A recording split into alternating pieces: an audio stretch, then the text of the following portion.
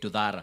So, Your Excellency, that is the part that we were discussing with you, and I believe and hope, and I mean, I know, as we have discussed and talked, you're going to help us to complete this institution. In fact, I mean, that road, in fact, it connects this institution to the lower land, which is on the other side, where if the board accepts and agrees, we're also going to set aside some money from the CDF so that we can start an institution that is going to deal with the ceramic items, ceramic training, because you know we also have ceramic clay in Mukurwe-ini. So, Your Excellency, these are some of the things that we are looking at, and I am very happy and very, very gratified that we are working very, very closely with your office. I want to thank you because the day Mushemi, the principal, sent me with a letter requesting you to attend and to grace this graduation ceremony, when I came to your office, you did not even think twice.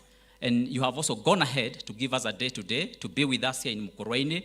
Your Excellency, I tell you, we really, really appreciate. And this is very well taken and appreciated. Your Excellency, just allow me to recognize the leaders that we have here that have come to grace our occasion also.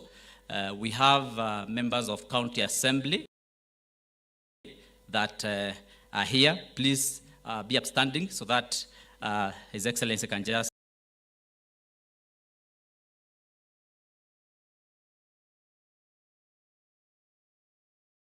I can see you, members of County Assembly,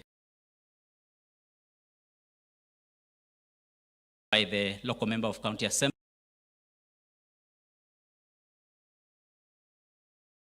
Others, we have Mheshimiwa Ngure, Mheshimiwa Karanja, Mheshimiwa Nderito, and Mheshimiwa Kafaire. We really want to appreciate. We also have our speaker with us here, the speaker of the with us here. The members who also are visiting with us, whom we really appreciate.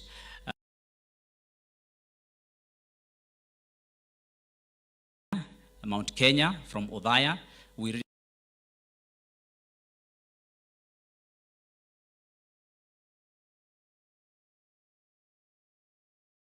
really appreciate you. And I also sit very close to, by the way, to tap in his wisdom. We have our Honorable Kagiri. She's a women rep.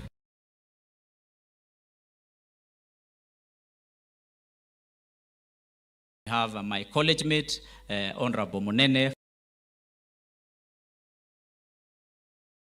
Good friend, Honorable Eric Wamobi.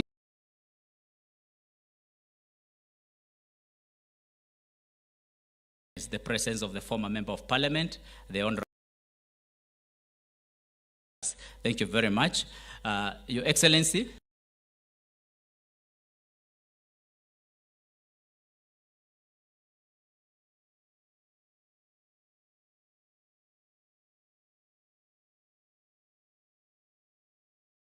I really want to appreciate what do we do now that there's all this corruption. Every person who is a civil servant in this country has learned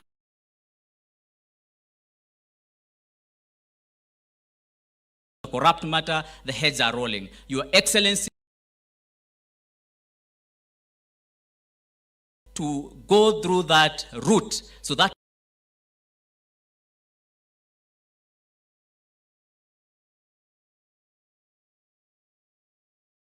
this republic are properly and well utilized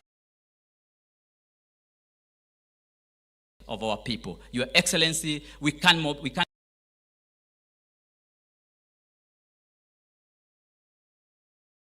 our graduates, and you wish you well. Thank you. God bless.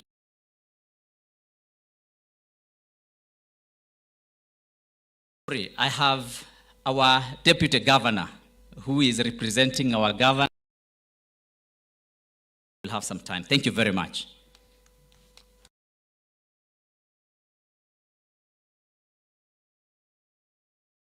Excellency, the Deputy President, my classmate Rigathi Gachagua, you to know that sikuenda shule na watu. In his absence, Your Grace and my Lord, Regional Commissioner, County Commissioner, Members of Parliament, Members of Technical Education, CATI principals,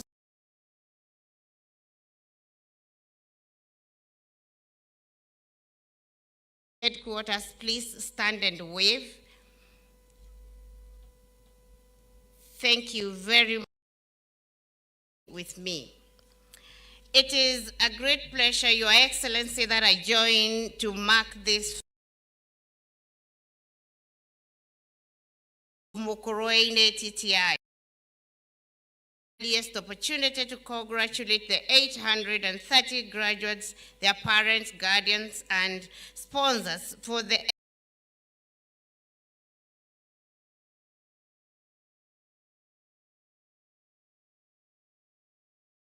in pursuit TVET sector. With all these changes, it's evident that strategies need to be employed to shape the sector for proper entrepreneurship. Trends all over the world have changed. The employers are as opposed to certificates as it has been the case before. What can you do? And as opposed to what certificate do you have? This therefore calls for TVET sector to change their way of delivering training and go to the employable skilling way. Your Excellency, to this end, the State Department for TVET has initiated a robust curricular reform agenda. The national polytechnics will be expected to play a leading role since their legal orders allow them to develop curricula, assess, and certify. I am happy to report, Your Excellency, that national polytechnics have embarked on their role with earnest. As we await the re-establishment of TVET CDAC, which was doing this before, I wish to urge TTIs, TVCs, and VTCs to join hands with the national polytechnics in their regions in the development and implementation of the CBET curricula that is anchored on practice and industrial exposure than theory, so that our graduates can fit in the modern world of work. Further, the State Department is collaborating with development partners in introduction of the dual training system, where students will be in industry 70% of the time and only 30% theory. This shift will focus on training in industry, with industry, for industry, Your Excellency.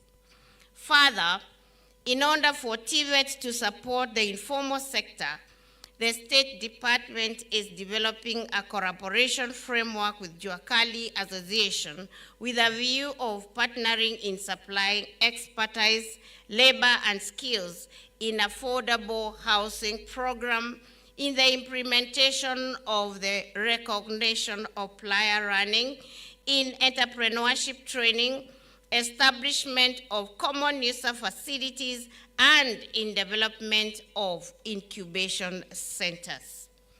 Your Excellency, today I am happy to note that 3 national polytechnics have already been granted the qualification awarding institution accreditation by the Kenya National Qualifications Authority, and the DG is here, Your Excellency. She is doing an excellent job, Dr. Alice Kande, in helping me to exceed this qualification for the national polytechnics. Thank you very much, Dr. Kande.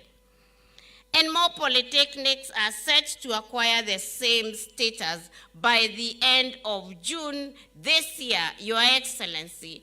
We want to have 10 national polytechnics with this qualification and the ability, therefore, to issue certificates.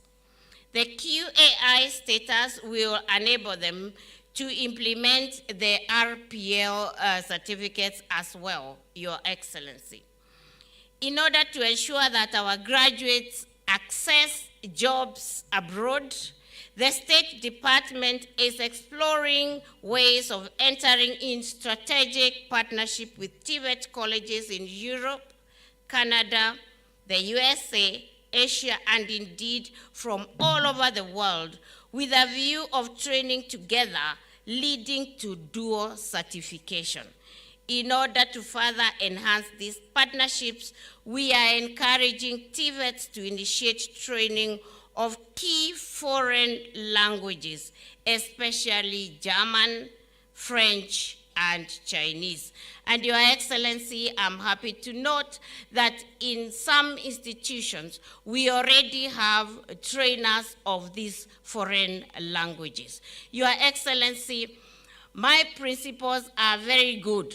They only wait for me to sing a song and they go on with the chorus. Your Excellency, there should also be great uptake of digital skills in all spheres of work and training for efficiency and effectiveness. In this regard, we are working closely with the Ministry of Information, Communication and Digital Economy in the Jitume Initiative and VDI to ensure all our students and even youth in the communities where our TVETs exist can be trained and acquire skills to enable them earn some income and do their tasks for themselves and their families. Therefore, I urge all TVET institutions to be at the forefront in embracing these new technologies so that our trainees can access online jobs even as they continue with their learning. It is also worth noting that the government is keen on upskilling the TVET trainers who are therefore going to be able to skill the trainees. Your Excellency, we are living at a time that climate change has taken a huge toll on our country. With this regard, climate change, let us all support our President's call to grow 15 billion trees by 2032. I have already, Your Excellency, directed all TVET institutions to start tree nurseries, specially suitable for their specific areas, and take advantage of the current rainy season. The Ministry of Environment, Climate Change and Forestry has agreed to partner with us, Your Excellency, and we have already signed an MOU to this end. Each TVET institution will plant at least 600 trees this year and also support primary and secondary schools in their neighborhoods to grow trees during the ongoing rainy season. I am pleased to note that Mukurwe-ini TTI has taken up this cause on a positive note. Thank you very much. To the 830 graduates who will be conferred with their certificates and diplomas today, I congratulate you for your achievement. Be confident that you have received the requisite skills to fit in the job market. It is now your time to use the skills you have attained to positively impact the world. Do your best to quickly get to the world of work or venture into entrepreneurship and practice your skills so that you can create employment and for others. Once again, From the bottom of my heart, graduates, congratulations. Go out there, be nice people, work. Thank you very much for listening to me, and may the Lord bless you. With those very many remarks, it is now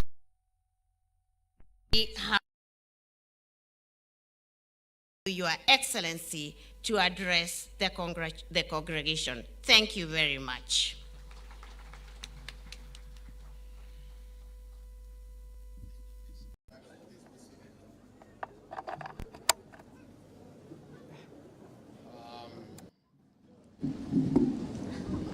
The PS TVET, Dr. Esther Moria, the Deputy Governor Nyeri, Warui Kinanire, the MP for Mukurwe-ini, John Kagushia, other members of the National Assembly present, our County Commissioner, the Director of Technical Education, all the principals of TTIs present, senior government officers present, development partners, parents, stroke guardians, distinguished graduates, ladies and gentlemen. It gives me great pleasure to officiate this inaugural graduation for Mukurwe-ini TTI. This ceremony could not have come at a better time than now. Indeed, it marks a turning point in the history of the institution and the country as a whole. Transformation and industrialization has placed a unique set of demands on the skills and competencies needed in the labor market. Graduates, ladies and gentlemen, skilled workforce is required to realize key economic policies such as Vision 2030, the United Nations Sustainable Development Goals, and the Kenya Kwanza bottom-up economic transformation agenda.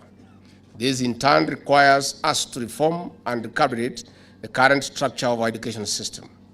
I would like to applaud the Mukurwe-ini TTI board and the management for the tremendous work they have been doing on the national map and ensuring rigorous involvement of all stakeholders in the activities of this great institution.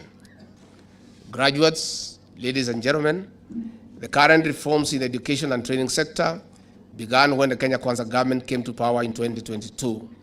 This culminated in the appointment of the Presidential Working Party on Education Reforms, which is responsible for streamlining the implementation of the competency-based curriculum CBC and the introduction of a new financing model for public universities and TVETs. I do note with a lot of delight that Kenya Kwanza government has placed great emphasis on the link between competence-based skilling for improved employability, labor mobility, self-esteem, lifelong learning, and decent livelihood. In this regard, the government is in the process of employing 1,300 trainers in the current financial year and another 1,700 in the next financial year. As you may recall, in the Kenya Kwanza Manifesto, the government committed to construct technical and vocational colleges in the remaining 52 constituencies. To this end, I am glad to note that the government has made available a budget of 1.05 billion in the 2023/2024 financial year to construct the first 15 TTIs. Further, I am glad to note that Nyeri County already has TVET institutions in all the 6 constituencies and 28 vocational training centers, or the village polytechnics as originally known, under the management of the county government. This is an enormous resource for the youth of this country. As you are aware, we have initiated a robust program for fighting alcohol and drug abuse among the youth.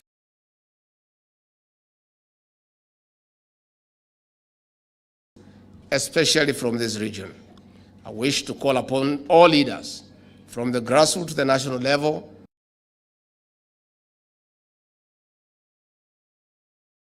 and have them admitted to these TVET facilities so that they can acquire employable skills.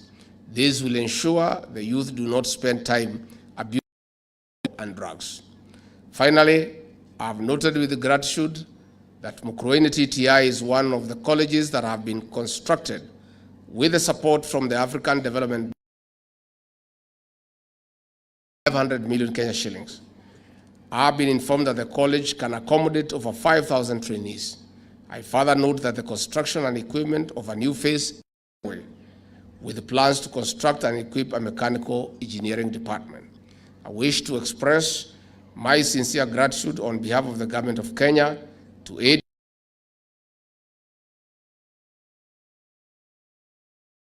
extend to the people of Kenya, especially in key infrastructural development projects.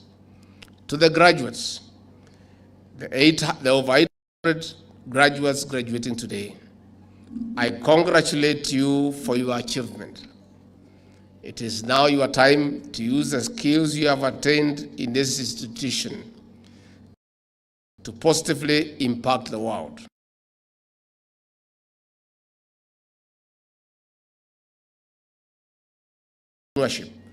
Create employment for yourselves and for others. And again, congratulations.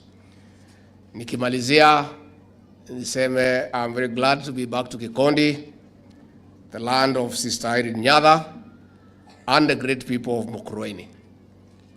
This area of Gikondi is significant in terms of where it is in the world map around the beatification of Sister Irene Nyatha. Again, I bring you greetings from our leader, the President of the Republic of Kenya, Dr. William Samoei Ruto. Mmepokea? When I told the President I was coming here to preside over the first graduation, he was very elated because way back in 2015, he came here to officiate the official opening of this great institution. He is gratified to note that the institution he officiated its launch over the years has grown from scratch to admitting over 2,000 students.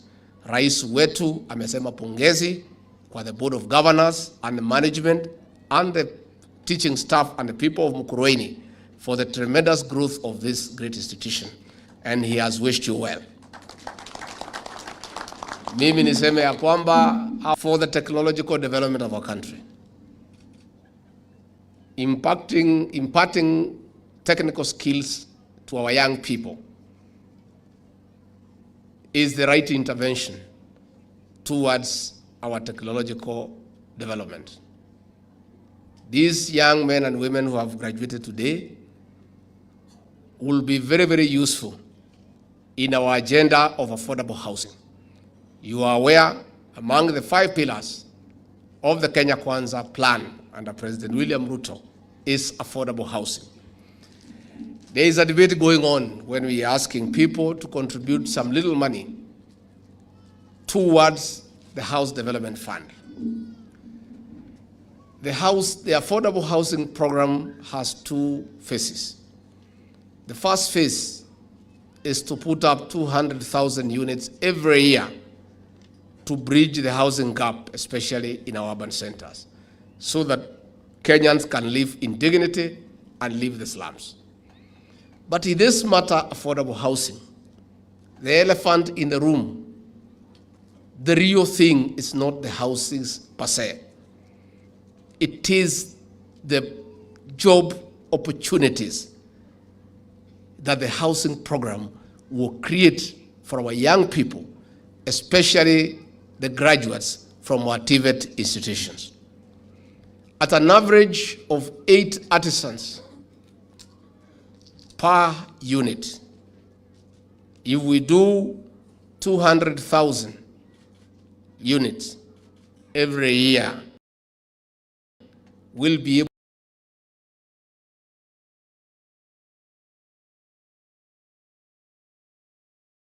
able to create about 1.6 million for our young population.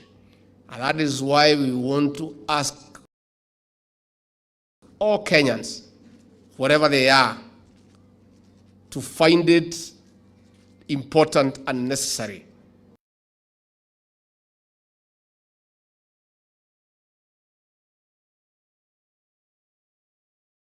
For our young people. So I want to assure the graduates here today that as we continue to implement the affordable housing program, the picture ahead for you is rosy.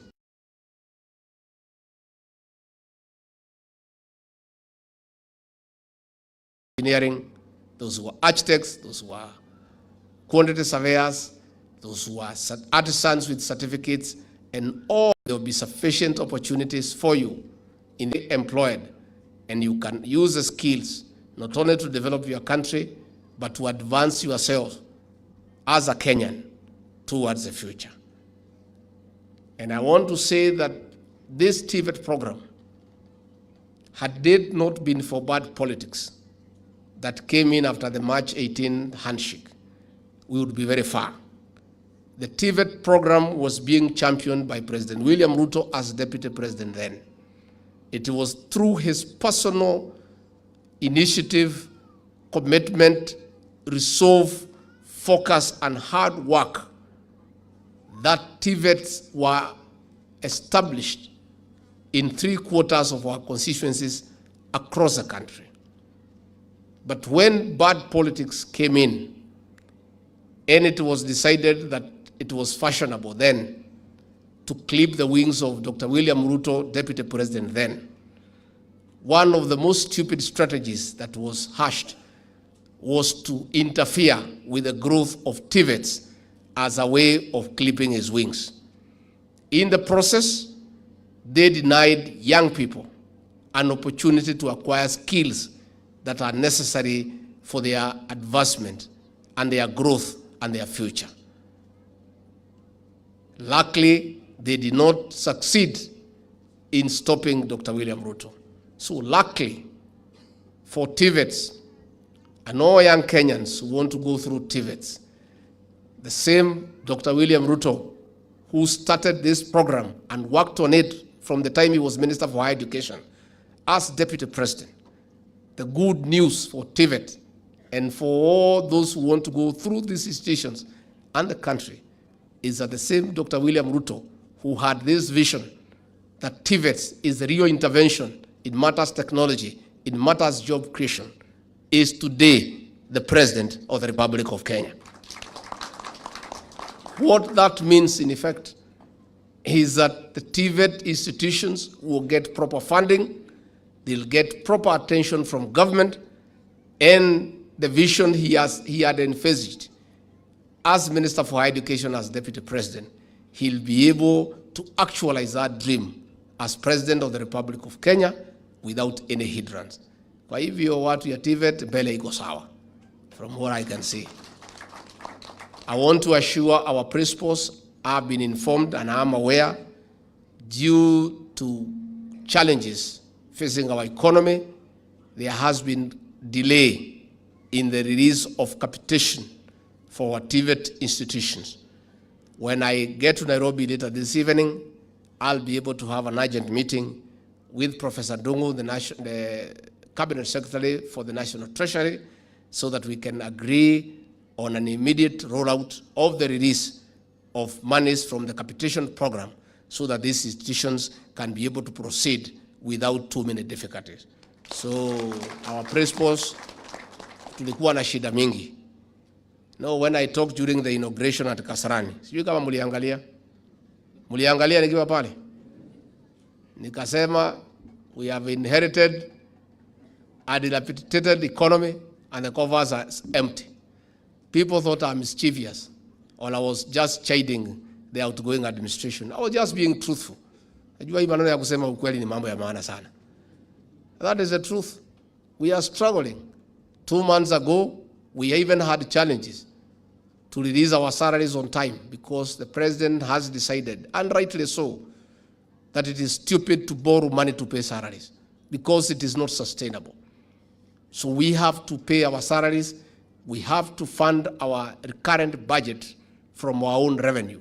So what the government has done is to come up with a mechanism to make it very efficient on how to collect revenue how to deal with tax evaders and to make sure that Kenyans pay tax so that we can fund our recurrent expenditure.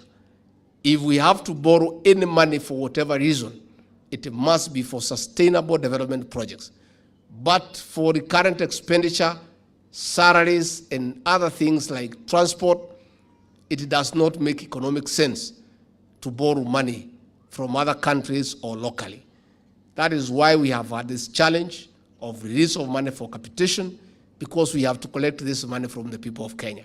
So we want to ask you to bear with us, but I'll seek an intervention later this evening with our CS so that our institutions are able to progress without too much difficulties. Kwa hivyo mimi nimeshukuru sana na watu ya Mukurwe-ini, vile imesemekana hii shule iko hapa kwenu. Ni makosa kubwa ya kwamba tukiwa na wanafunzi 2,000 na hii shule iko hapa nje kwenu, watu wa Mukurwe-ini muko 200. Hao wengine 1,800 wametoka kwingine, na ni sawa. Lakini kwa sababu iko capacity ya 5,000, I agree with the Honorable Kagusha. Watu ya Mukurwe-ini mujaza hii pahali kwanza. Kaiwega uma kanako. Egemi. Yanagelia. Sasa hii shule inajulikana. In fact, this great county of Nyeri, because I come from here, and I'm very proud to come from here, and I have no apologies to make to anybody.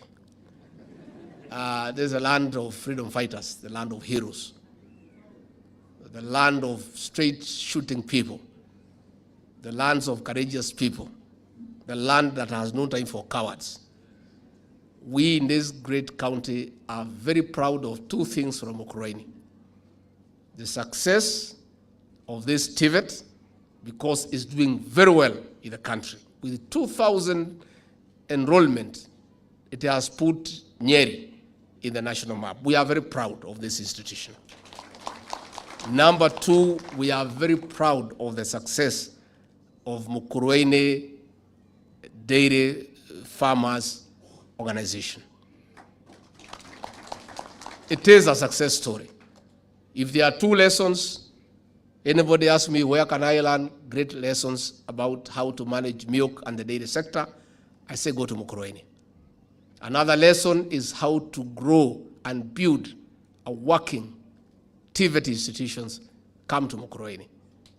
Therefore, I want to urge the people of Mukurwe-ini, my friends, because I'm very emotional when I come to Mukurwe-ini, because you people, nyinyi ndio mlinipatia hii kazi. Mnajua nilikuwa kwa kona mbaya. Si mnajua pale watu walikuwa wananisukuma. Mkanipatia hii kazi, and I really needed this job. So I'm very grateful. I'm very grateful. And I really want the people of Mukurwe-ini also to gain from this institution. How can we build such a great institution? Watu ya Mukurwe-ini mnaangalia tu watu wakipita na muko hapa. So tukimalizana na hii maneno ya pombe, na tutamalizana naye. Na nimesema leo pale nilikuwa hapa Mukurwe-ini. Tukimalizana na hii maneno na tutamalizana naye, na tunaomba viongozi wa kanisa pia mtusaidie. Hivi vijana yetu yote ambayo walikuwa na kunywa hii pombe haramu, wengine wanatafuta msokoto ya bangi, hao vijana wote Mwanakagusha umefanya mzuri, umeweka 10 million, nafikiri uongeze, wakuja hapo wasome, so that they get skills tuwasaidie. Hao vijana wote mwatafute, wakuje hapa, they learn skills that can be useful to them. And since I'm Mukurwe-ini and in Nyeri County, let me reiterate, the war on alcohol and drug abuse is on. And the government policy on that matter is very clear, and I pronounced it very clearly on behalf of the President, that chiefs and their assistants are incompatible with the drugs and illicit alcohol. That in a location, we cannot have the chief at the same time have the illicit alcohol. One has to give way. And since alcohol cannot make a decision because it has no mind, the person to make the decision is the chief. So chief amue, kama ni yeye atakaa kwa location ama ni pombe. Si ni waamuzi rahisi sana. And I've told them they have 11 days towards the end of this month to make that decision. Na mimi kwa sababu ni Mkristo, najua mimi ni bwana ya pastor. Mimi niko na huruma sana na sina haja hao machifu wetu na manaibu wapoteze kazi yao, kwa sababu kazi yangu na rais ni kutafutia watu kazi. Ours is to create employment. It's not to make people lose their jobs. But we also want to be very honest with each other. It's good to be honest. Much as we want the chiefs and the assistants to keep their jobs, they also must do their work. And they cannot continue earning a salary when bangi is being sold everywhere and illicit alcohol. Na wanajua hiyo watu. Hakuna chifu hajui hiyo watu. Hata nyinyi mnajua wanajua. Hata nyinyi mnajua ni vile hamjui vile la kufanya. You know. I want to speak from here. I want to speak from here as a father to our chiefs and assistant chiefs. Please, I beg you, please. I plead with you, chiefs and assistant chiefs. Please. I don't want your children to suffer. I want you to continue earning a salary. But if you cannot deal with this situation, please allow us to look for somebody else to do it. It's that simple. And it's clear as December 25 is Christmas. So clear. There's nothing to discuss. Our chiefs and assistant chiefs, they know all these characters. Hata wengine wanaenda huko weekend, Friday kuchukua kitu huko. So that they protect them. Nimekuwa pale, nikauliza kama pombe imeisha, wananchi wakaniambia bado. Na nimemwambia county commissioner alisikia. Nimemwambia police commander amesikia. So mimi si commander, tafadhali toanga kazi bwana. Sasa hii kazi ni rahisi. Rokota hii watu yote. Tafadhali na kuomba ndugu yangu. Asante. Let us be good people. I have told these administrators and police officers, they are also parents. Mtoto yako akitoka ujui anaenda wapi? Hiyo pombe mnakubalia na dawa ya kulevya, mtoto yako atakuja kutumia. Kweli ama uongo? Your children, including mine, are not immune to taking these drugs. So when you allow these drugs to be sold, and you know the people who are selling, mtoto wako atakuja kuuziwa. Sasa hivi vijana wetu wamekunywa pombe, wanalala kwa mtaro. Wengine na wameoa wasichana wadogo, wanalala chini ya kitanda. Sasa tutatoa watoto wapi? How? Transformers imekufa. Tunajaribu kuweka charge, haishiki moto. Sasa tutapata shida. Si tuko na shida jameni? Na mimi sina ubaya na wenye kuuza hii pombe na wenye kuuza hii bank. Mimi sina shida na mtu yeyote, lakini tutakubalia nyinyi namna gani mtumalizie watoto tukiona? The president and I will be very responsible leaders to allow our children to be destroyed by drugs and alcohol when we are watching. We cannot, even God cannot forgive us. And I really want to say it is very sad.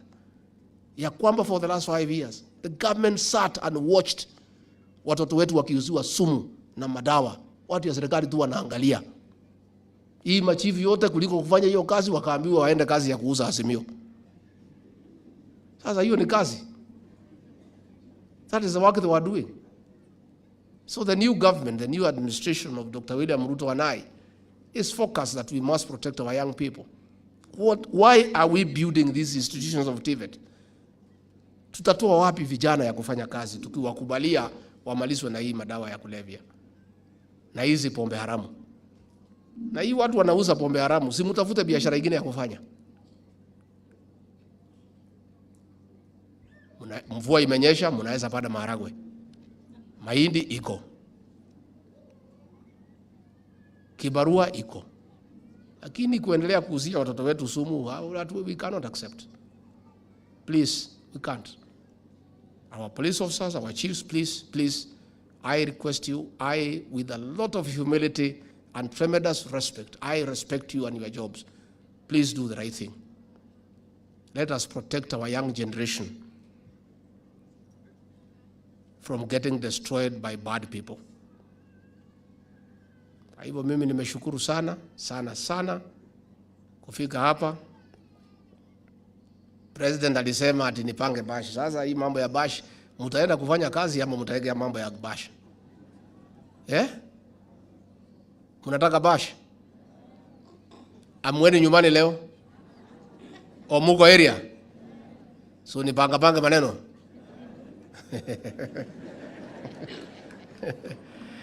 Aya, sasa unajua mimi ni mtu ya kuajiriwa. You know, when you are employed, you just do what your employer say. Sisi hatuna sauti. Sisi ni watumwa. Sisi ni wafanyikazi. Sisi ni watu ya kuamrishwa. Sasa hii vijana ndio walinipatia kazi. Wakisema nipange bash, sasa ni lazima nipange kwa sababu wao ndio wenye kusema. So kwa hao vijana wetu and graduates, nitawacha $500,000 kwa bash yenu. Ndio mpange maneno yenu na mfurahie. Alafu tuone vile maneno itaendelea. Nimeshukuru sana. Na niliona watoto wadogo wale wa Record Primary School wako hapa. Those young good children, you are here. Hata nyinyi nitapanga 100,000 ya soda yenu na mkate. Sababu na wale akina mama wetu ya Maumau na Nyakenywa niliwaona hapa. Tapanga na Bwana Kagusha pia. Ndio tuangalie mambo yenu. Najua nyinyi ndio mlipigania uhuru wetu. Na mimi nikiwa hapa kama mtoto wenu lazima pia niangalie mambo yenu kwa sababu mmesahaulika miaka mingi. Kwa hivyo mimi nimeshukuru our leaders, we are very happy for coming here with us. Na poleni sana, tulichelewa, tumemweka sana. Lakini mwenye makosa hiyo yote ni Kagusha, sio mimi. Mimi nikuja mapema. Alinipitishia kwa shule nyingine kupeleka basi. Lakini tulikuwa kazini, hatukuwa tumelala. Aliniambia tuende huko, tukapeleka basi, nini, tena tukitoka hapa anataka tuende ka Head Boys. Sasa ameniteka nyara for the whole day. Lakini uniwachilie before 5 o'clock, niende nikatafutie principal pesa capitation. For those many remarks,